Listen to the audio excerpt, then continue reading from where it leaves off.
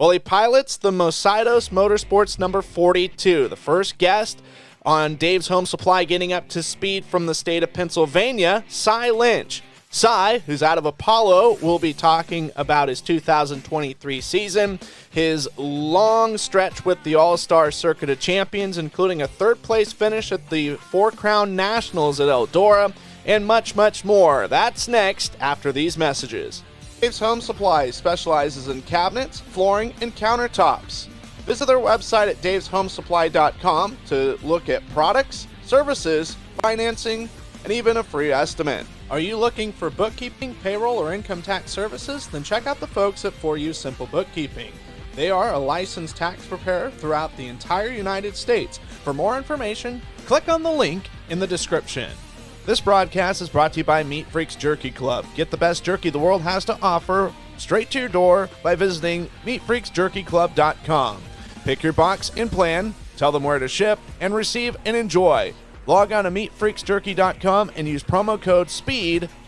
Joining me on the phone and getting ready for the big show, the High Limit Series event at Lernerville Speedway in Sarver, Pennsylvania, from Apollo, Pennsylvania, Sye Lynch. Sye, great to catch up with you. I know you're a busy fellow, but it's going to be a fun interview, I think. Yeah, absolutely. I appreciate it, and thank you for having me on. Well, people think, oh, Pennsylvania, he's a part of the Pennsylvania posse. And I remember your dad being posed this question at one point in time, too, on a national telecast. But Apollo, PA, that's not central Pennsylvania, PA country. You're Western Pennsylvanian. Yeah, that's correct. I'm not PA posse technically, but, it is funny whenever we travel and go to Eldora or Knoxville or anything, some people like to say I'm posse, but no, not the true Eastern PA posse. I always kind of consider you Western Pennsylvania guys kind of quote unquote as like border jumpers, because you're right there next to Ohio, and you guys will run some shows there, especially Sharon. And actually, you've done pretty well over the past few years, and then take the money across back to the Keystone State. Yeah, absolutely. Yeah, I mean, we're pretty well located here in Apollo. I'm about 3.5 hours from Attica and Fremont in Ohio, and I'm about 3.5 hours from Williams Grove and Lincoln and Port. So, it's pretty centrally located for us.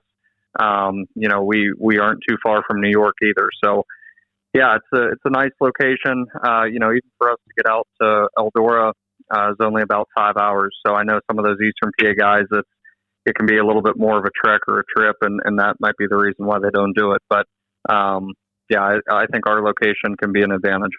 Well, and talking about upcoming event, the High Limit Series, going to be in your neck of the woods, and Western Pennsylvania, I think, gets slept on some, but there's a pretty good base of racetracks that you guys run there, notably Mercer, Lernerville, and also Knox Raceway when they run. But also a great group of guys, including yourself, AJ Flick, and drivers like Brandon Spithaller, that I think, some of those guys don't get enough credit on the national scene. Yeah, absolutely. I think it's always been kind of overlooked. Not many guys from this area have traveled very much to those bigger shows, to get the notoriety or anything like that. Pretty much every guy from this area still has a full-time job. All their crew guys have full-time jobs, and that speaks for my team as well. But we over the past couple of years have made the decision to, especially this year, to try to break out and do whatever we can to run, the bigger shows that the season holds and travel as much as we possibly can. So, it's kind of been a breakout year for us, but, we've been to Knoxville a couple times now and Eldora a couple times. So, it's nice, with our location, we do have some great racetracks in our backyard, and we try to support them whenever they have a special show or can pay a little bit more than they normally do. But for a lot of other guys in this area, they're just kind of trapped, because they can't get off work until a certain time, and we have to be back, and so they just run these tracks here. Well, speaking of traveling in Eldora, last weekend, Four Crown Nationals weekend, and on the Four Crown Nationals night, Saturday night, had a really good run, a third place finish. No doubt that had to make you feel really good to end up on the podium. Yeah, absolutely. Eldora is definitely one of my favorite tracks, and it has been. And the place is just so tough, and the competition every time at Eldora is extremely tough, and just really had a solid night for us. We qualified sixth overall. Second in our heat, started ninth in the feature, and finished third. And we battled hard there. We were racing really hard with Zeb and Tyler as they were competing for their championship, and hats off to them and their team. They both put on a great season, and what an event for it to come down to the final night. And I'm still a fan. For me as a fan, it was really cool to watch and to be a part of, but to be a competitor as well and to be in there. And I have massive respect for both of those guys and their teams. So definitely didn't want to hinder anything, but at the same time we're going for a win as well. So it was a really, really great night. You had ran the night before the Crown Showdown, and you made the main event with the World of Outlaws, and then the next night it just seemed like you made was it a matter of the necessary tweaks or just anything that you changed that you guys found more speed, or it just luck went your way? Yeah, no, we openly went into Friday night pretty much as a test night. We don't really get many chances to run Eldora and try things. It seems like every single time you're there, it's extremely important, and there's a lot on the line. So Saturday was the championship night with the All Stars, and we've been running with the All Stars this year. So we definitely wanted to have a good representation there and make sure that we could put our best foot forward with that. So, it sounds silly to say that we tested some things on Friday against the Outlaws, but that's truly what we did all night long. And, we didn't, it didn't pan out exactly how we wanted, but, we learned a lot in the notebook, and I think that showed on Saturday. Well, and you mentioned the All-Stars and traveling. You spent quite a bit of time on the road with them this year. Was racing for Logan McCandless, the 29 operation, for some time, but have also in the family car, the number 42. You've spent a lot of time on the road with the All-Stars, and that no doubt has got to have been a great experience and a great learning experience. Yeah, for sure. I thank the McCandless family for giving me the opportunity to get to travel and be out on the road with them as they competed for All-Star points. And it gave me the opportunity to get out to some new tracks that I've never been to and get a feel for that. It makes it tough to progress as a driver if you run the same exact track. So, to become versatile and to become better, I think that was key. And, so we ended up splitting up and went back with, my Mercedes Motorsports number 42. And we've had speed with that. And we've just had so many very, very random things happen this year with the 42 car. I think out of the past 15 races collectively, I think we've had 6 flat tires, just random holes in tires, and had a fuel cell go bad. That was 11 races old, and just extremely off the wall things. But that happens with drivers and teams, and you just got to push through adversity. Wow, that's crazy. That's insane. But something that I was I like to look at trends and data and everything. So you guys traveled to the Knoxville Nationals with the 42 operation, and since Knoxville Nationals weekend, 11 features starts, 6 top 10s. It seemed to, would you say it's kind of been a little bit of a turning point for you guys in your team, or just a combination of just getting that experience earlier in the year? Well, yeah, I believe that our 42 team has been progressing over the past couple years, but it's just been, definitely getting out and getting to see other tracks and getting to race more is always key. This is one sport that you don't ever get to practice, and for the guys and the teams that get to race 100 plus races a year, and then some go to Australia or some jump in a midget and continue to race or whatever it is.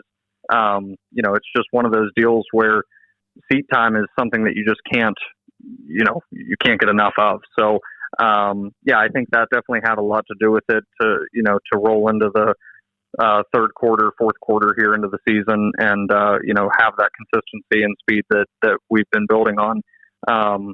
But yeah, I mean, I think our team has always represented well. It's just these races aren't getting any easier, and these teams aren't getting any easier to beat. That's for sure. Well, being from the West Coast, a lot of guys go out and they kind of stay out. And it's always talked about, the amount of the level of the competition and the sort of different tracks. But you being, more so on the East Coast of things than obviously out here, how do you compare, the Midwest scene? When I say Midwest scene, like, some of the tracks that you ventured to that were new to you in Iowa, and some of the other neighboring states, as well as Ohio, compared to the parts of Ohio that you regularly don't race, compared to Western PA, Eastern Ohio. Yeah, I think the tracks couldn't be more polar opposite if you tried. Attica Fremont is a very unique surface and track, and then you go to Eastern PA, and the Grove and Port Royal and Lincoln are extremely unique places. Unlike anywhere else in the country. And then, you look at the Midwest and it's like, Knoxville is unlike anywhere in the world. And then, you have Houston that's very unique as well. So all of those places have their very strict characteristics. And, so therefore the locals that race those tracks week in and week out become extremely good. And it makes it so tough to come in, and just in one weekend or 2 weekends try to be at the level of knowledge, experience, and knowing, with dirt track racing, these tracks change every hour. So, it's very, very hard to keep up with and to make the right decisions with the car. And that makes it hard for the teams and the drivers.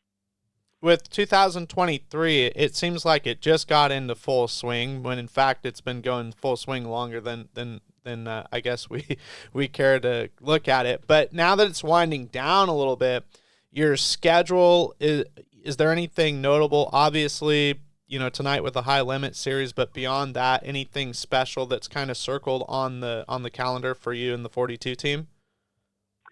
Yeah, we have High Limit tomorrow at Lernerville. It's going to be the $50,000 to win, the largest ever paying sprint car show at Lernerville. So, we're expecting a huge turnout and, really just a great event for Western PA. So that's going to be exciting. And then, for my team, we're only going to be at Port Royal for the 3 days there for the Tusky, and then, 2 days with the Outlaws for Nittany Showdown. And then, after that, I'm not entirely sure. I know we'll be at Charlotte in November, but yeah, we're starting to wind down here, and really there's just so many rumors about what's happening next year for 410 sprint car racing, and we're not sure. So we really have to look at our assets and look at I think this off season is a very, very important off season, and I think that yes, as much as you want to try to continue to run in 2023. Business-wise, you have to be smart and take full advantage of the off-season that you have at hand. Sure. I mean, it's got very similar feelings of 2006 a little bit unknown of what direction things are going to go, and you just hope that it's going to be for the betterment of sprint car racing. Yeah, I have full faith, with the people that are involved in every direction. I think sprint car racing is in great hands, and I think that I think the future is very bright for 410 sprint car racing and for fans from all over the world to be able to tune in on Flow and Dirt Vision and get to watch at any time, and that is huge. But it's also really important for these tracks to stay alive for these local fans. If you're within a couple hour radius to come out to these tracks, and I think a lot of people kind of forget that, man, it's nice to watch from home, but you gotta bring the kids out, you gotta bring friends, and that's the only way that we can really keep growing the sport. No doubt. It is a really good time to be a sprint car fan with all the great things that streaming does. But yes, as you said, at the end of the day, most important thing is the race fans write the paycheck, and you guys need to be there to support it. And it's understandable, if you're unable to travel because, of certain things, but, if you're in the area and you're willing and able to, go out and support a racetrack. Yep, absolutely. Yeah, it's as important as going to a Friday night football game or going to a movie on a Friday night. No doubt. So, yeah, Lernerville Speedway, big payday there. That's a historic facility and very near and dear to the heart of your family as well, as your dad, Ed Lynch Jr., was definitely a gasser at that place back in the day. Yeah. I mean, I grew up there, and I don't know exactly for sure, but I know that I was less than a month old the first time that I was at Lernerville Speedway, for my dad racing. And, he had over 112 main victories there. So, pretty dominant there. And he still had a full-time job his whole career. And, but he still tried to travel as well. I mean, I think he had a really good career for doing it all out of his own pocket. And nowadays that's getting more and more unheard of. So, I mean, Lernerville holds a special place in our hearts as our family and my grandparents on both sides, and my uncle raced there as well. So, we have a lot of history there, and yeah, I've kind of broken away a little bit, and traveled more, but, it's only been trying to better myself and better my team. That's all. So yeah, I think Lernerville's still in great shape, and I think it's prospering as well. Well, and what's really cool is in the last couple of years or so is the bringing back of Western Pennsylvania Speed Week. It was a deal back in the 90s, and it was dormant for a very, very long time, and now it's back, and it's been pretty successful. The car counts have been good, and the racing has been really good, too. Yeah, absolutely. I mean, that was something that, was around years and years ago, and then it kind of disappeared. And, Western PA has a ton of racetracks that a lot of people forget about or don't really know about. And yeah, I mean, what they did with Western PA Speed Week is great. It gives the racers around here a chance to race for more money, and for them, there's a lot of teams around here that do not go to Eldora or Knoxville or the premier events, that 410 Sprint Car Racing has to offer. And they know that, year in and year out. But, some of these guys, that's what they look forward to, is that chance to, compete for that added money, for Western PA Speed Week. So definitely great what they did there. And I think it's growing as well. And, we were able to come and support, 2 nights of it this year in my own car. So, yeah, I mean, definitely great what they're doing there. Well, and what was really cool, too, I think this year as well, is Sharon Speedway having some of those Wednesday night shows. I think that's really cool, and that kind of expands more racing, more eyeballs, more chances for fans to go support a racing facility and kind of switch things up a little bit, because it can get congested when everything's running on a Saturday. Yeah, for sure. And that's something that a lot of other people, I don't think they really get to experience is in our area. We have a fair amount of super late models and big block modifieds and 410 sprint cars. So, Lernerville Speedway still every Friday night, hosts those three. And, there's not many other tracks in the country that host those premier, series. So, with what Sharon does, they bring in the late models, and, they have big block modified shows, and then what they did with 410 sprint cars to give us a chance to run for more money on random occasions is great, and that's, like I said, it all comes back to, I don't know the business end of it, if it's been beneficial to them or not. It's definitely a risk, because you don't know how many fans you're going to get on a Wednesday, but, for us as teams, we have to manage and plan out, if there's money on the line, and if it's additional, it doesn't matter if it's on a Sunday morning, we're going to try to be there. Well, yeah, because historically, and correct me if I'm wrong, Sharon would only have like 1 or 2, maybe 3 races a year. Like they'd have the Apple Festival or the Apple Nationals, maybe a Ohio Speed Week race, and that was pretty much it. Not a lot of sprint car shows, or at least 410 sprint car shows. Yeah. I mean, they went through a period of time where they toned back a little bit, but I think they've really, they've taken a hold to it, and with what they've been doing to their surface, there's a super love-hate relationship with it between fans and between drivers as well.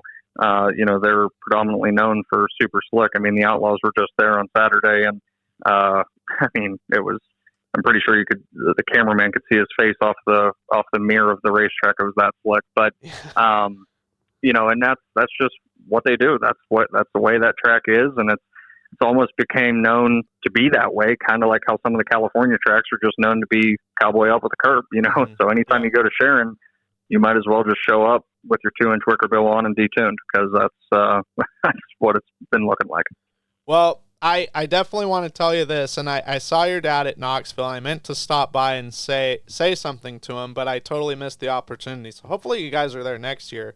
But I grew up with the racing champions and the 164 scale sprint cars, and that, to me, that was my first gig, and I never got fired somehow from being an announcer. But your dad's car is iconic, and that magenta, the bright orange, the bright yellow with the black and the 2L was just such a cool eye pop, and just had kind of that 90s pop that is kind of back in style now. And I guess the question is, are you going to bring something out like that anytime soon as far as a paint scheme?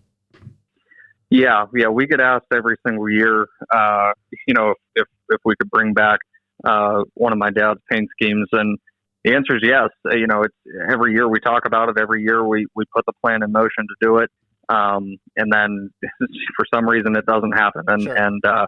But we will be doing it. I think it might have been 3 or 4 years ago. I had a whole complete car that was just his paint scheme. I mean, it was identical to the final car that he retired in. With the checks and the 2L, and we still had Mercedes Motorsports on it. But that's what makes it tough with the sponsors that and partners that I have right now. My dad, he did a lot of it out of his own pocket. So those checks and those stripes on that hood, there was no sponsors over it. It was literally just that was his trademark look. So it makes it tough to not interrupt that, but yet still keep the prestige of that car and still give prime location for your partners that help you so much. So but like I said, I mean, for the occasion, I think it was 2 years ago whenever Knoxville did that throwback year, we really wanted to do it, and I really wanted to do a throwback scheme, but we just we didn't end up doing it. So I definitely think next year, this year we got a little bit sidetracked whenever I was driving with the 29 team. But next year, with moving forward with our Mercedes Motorsports 42, I think we can do a 2L car again, and I'd love to do a Twitter fan poll to see which car they want to see, because he had some legendary ones for sure. I mean, he had the Quaker State car. It was called the Italian car.